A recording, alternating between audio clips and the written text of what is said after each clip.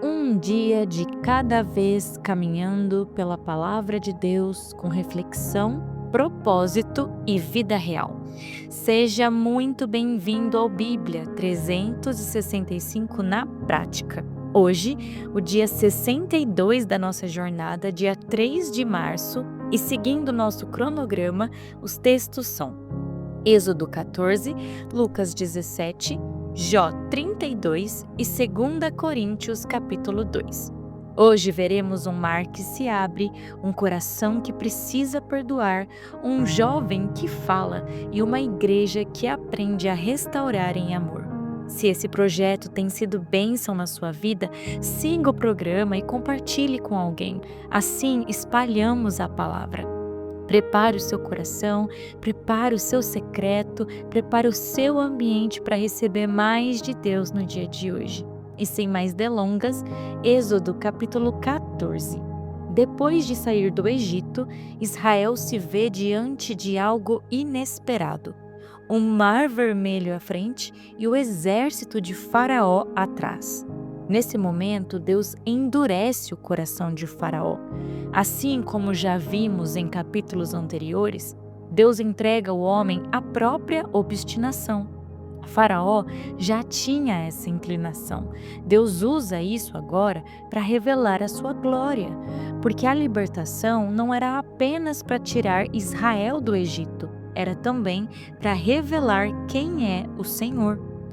Quando o povo vê o exército, eles entram em pânico. Dizem, era melhor servir aos egípcios do que morrer no deserto. Há pessoas, sabe, que preferem a segurança da escravidão à incerteza da liberdade.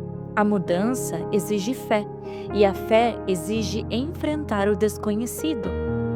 Mesmo tendo visto pragas, milagres e libertação, o medo do povo fala mais alto. Mas Moisés responde com fé: não tenham medo, fiquem firmes, o Senhor lutará por vocês. A salvação depende da intervenção de Deus apenas. E Deus ainda declara a Moisés: por que clamas a mim? Diga ao povo que marche. Há momentos de esperar e há momentos de avançar. Fé não é apenas oração, é uma obediência em movimento. Já não sabem quem sou eu? Deus estava dizendo, marchem. Moisés estende o bordão e o mar se divide. Israel passa sem nem molhar os pés. E então a coluna de nuvem se coloca entre os dois. Para os egípcios serviu como escuridão, para Israel serviu como luz. E isso separava os dois. Na vigília da manhã, Deus cria confusão no acampamento egípcio. E o avanço se torna pesado para eles. E os próprios egípcios reconhecem, o Senhor está lutando por eles. Então as águas retornam e o exército é submerso e ninguém escapa. O mar parecia o fim, mas era o começo de uma nova etapa. Quando você não ver a saída, saiba, Ele é a saída. E partindo para Lucas, capítulo 17, aqui reúne ensinamentos muito fortes de Jesus sobre responsabilidade, perdão, fé, humildade, gratidão, eternidade. Por favor, leia com calma cada ensinamento de Jesus. Eu não vou conseguir detalhar aqui dentro dos nossos 15 minutos. Mas Jesus começa dizendo que é inevitável que existam pedras de tropeço. No mundo em que vivemos, há escândalos, quedas, erros, mas ai daquele que provoca a queda de outros, especialmente dos pequeninos. E esse pequeninos aqui se refere tanto a crianças quanto a pessoas simples e frágeis na fé. Jesus usa uma imagem severa. Seria melhor morrer do que destruir a fé de alguém. Deus leva muito a sério a influência que exercemos sobre os outros. Sobre perdão e fé, Jesus ensina: se seu irmão pecar, repreenda. Se ele se arrepender, perdoe, quantas vezes precisar. Os discípulos respondem: ó Senhor, aumenta a nossa fé. Eles entendem que para perdoar nesse nível exige muita fé. Logo após, Jesus conta a pequena parábola do servo. O servo faz o que foi ordenado, está cumprindo sua responsabilidade. Quando Jesus diz que somos servos inúteis, o sentido não é desprezo. A palavra carrega a ideia de sem mérito especial. Fizemos apenas o que devíamos fazer. Isso combate o orgulho espiritual. No reino, obediência não gera crédito, é dever. Tudo é para a glória de Deus. Se os áudios têm chegado em outros países, glória a Deus. Não há nenhum mérito especial nisso. Nesse capítulo tem uma história que eu amo. 10 homens clamam a Jesus: "Oh, Jesus, tenha misericórdia!" E os 10 são curados, mas apenas um volta dando glória a Deus. E este era samaritano. Isso é significativo porque os judeus eram o povo da aliança, mas o único que retorna para agradecer é o estrangeiro. Jesus declara sobre ele não apenas a cura, ele recebe também a salvação. Jesus diz: a sua fé o salvou. A palavra usada aqui sugere algo além da restauração física. Ele não voltou apenas curado, ele voltou rendido. Ao final do capítulo, Jesus fala sobre sua volta futura. Será como um relâmpago, visível, repentina, inconfundível. Ele compara aos dias de Noé e de Ló. O problema não era comer ou casar ou fazer as coisas do dia a dia, mas viver ignorando Deus. Lucas 17 nos chama para uma fé madura, que perdoa, que serve sem orgulho, que agradece e que vive preparada para a volta do Filho do Homem. Partindo então para Jó, capítulo 32. Aqui, Eliú começa a sua primeira fala e ele vai até o capítulo 37. Depois de longos diálogos, os 3 amigos de Jó se calam. Eles não conseguem responder aos argumentos de Jó, mas também não conseguem admitir que estavam errados. E então surge Eliú, um jovem.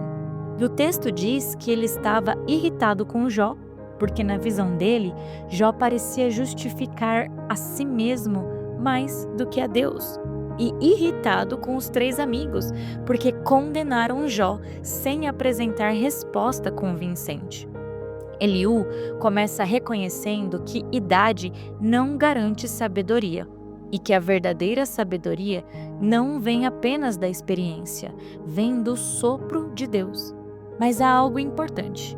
Embora ele traga pontos verdadeiros, Eliú fala com intensidade emocional. Ele precisava falar. Há zelo na fala dele, mas também impetuosidade. Os estudiosos costumam dividir opiniões sobre Eliú. Alguns enxergam nele um jovem presunçoso. Outros entendem que ele prepara o terreno para o discurso final de Deus. O texto não diz que Deus o repreende depois, como vamos ver com os 3 amigos. Até o capítulo 37, veremos o que Eliú tem a dizer, mas eu já adianto a vocês. Eliú prepara o cenário. Depois dele, não falarão mais homens, falará o Senhor. Sabe, às vezes o maior entendimento não é explicar tudo, é silenciar e esperar a voz de Deus. E para finalizar o dia de hoje, 2 Coríntios capítulo 2. Paulo começa explicando por que não voltou a Corinto imediatamente. Ele não queria chegar em clima de tristeza. A carta anterior foi escrita com muitas lágrimas, não para ferir, mas para corrigir. A disciplina não é falta de amor. Nós sabemos que o amor verdadeiro precisa confrontar com sabedoria. E ele traz algo lindo nesse capítulo e até complementa o que vimos de Jesus hoje, lá em Lucas, sobre o perdão. Ele fala do perdão aqui para o arrependido. Havia alguém na igreja que havia errado seriamente. A igreja aplicou disciplina e Paulo diz: a punição aplicada pela maioria já é o suficiente, ou seja, a correção já cumpriu o seu papel. Então agora ele orienta: vocês devem perdoar e consolar, para que esse indivíduo não seja consumido por excessiva tristeza. Paulo estava pondo um limite na disciplina. Se ultrapassa o arrependimento, vira esmagamento. Paulo pede algo específico: confirmem o amor de vocês para com ele. Não basta dizer apenas que o perdoaram, mas demonstrem essa restauração, para que a graça o alcance e ele consiga se levantar e avançar. E então vem um alerta espiritual forte, para que Satanás não alcance vantagem sobre nós. O inimigo, ele age tanto na permissividade quanto no excesso de severidade. Se não há correção, o pecado se espalha. Mas se não há perdão ou uma correção excessiva, a culpa destrói. O equilíbrio protege a igreja. Perdoar aqui não é minimizar o erro, é reconhecer o arrependimento e restaurar o irmão. Isso preserva o corpo de Cristo. E então Paulo finaliza: graças a Deus que em Cristo sempre nos conduz em triunfo. Cristo é o vencedor e nós somos conduzidos nesse triunfo. Paulo diz que somos o bom perfume de Cristo. No mundo antigo, após uma vitória militar, só uma curiosidade aqui para vocês: havia aromas espalhados na cidade. E aqui Paulo faz essa analogia, né? O mesmo perfume tinha significados diferentes. Para os vencedores, cheiro de vida. Para os derrotados, cheiro de morte. Assim também é o Evangelho.